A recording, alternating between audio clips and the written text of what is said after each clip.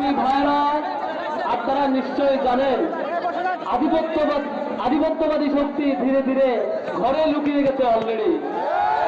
আমাদের শহীদ আবরার ফাহাদকে হত্যা করার সময় আধিপত্যবাদী শক্তি সংঘবদ্ধভাবে পরিকল্পনা করে তাকে হত্যা করেছিল, আমরা কিছুই বলতে পারবো না।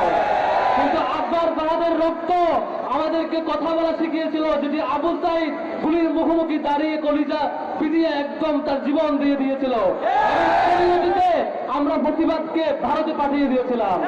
কিন্তু এখন আমরা লক্ষ্য করছি যে আধিপত্যবাদী শক্তি পিছন থেকে লুকিয়ে প্ল্যান করে গুলি করে পালিয়ে যায় ভয়ে ভয়ে। শহীদ উসমান হাদির শাহাদাতের মধ্য দিয়ে আমরা এটা প্রমাণ পেয়েছি আধিপত্যবাদী শক্তি আর আমাদের সামনে দাঁড়াতে সাহস পায় না, লুকিয়ে লুকিয়ে আমাদের পিছন থেকে গুলি করতে আসে। এখন যদি আমরা শহীদ হাদির রক্ত, শহীদ হাদির আমানত আমাদের হৃদয়ে ধারণ করে আর একটুখানি যাত্রা অব্যাহত রাখতে পারি, এই আধিপত্যবাদী দিল্লির কবর আমরা রচনা করব। আমরা শহীদ আবরার ফাহাদ পেরিয়ে আবু সাইদ হয়ে আমরা প্রতিবাদকে দিল্লি পাঠিয়েছিলাম।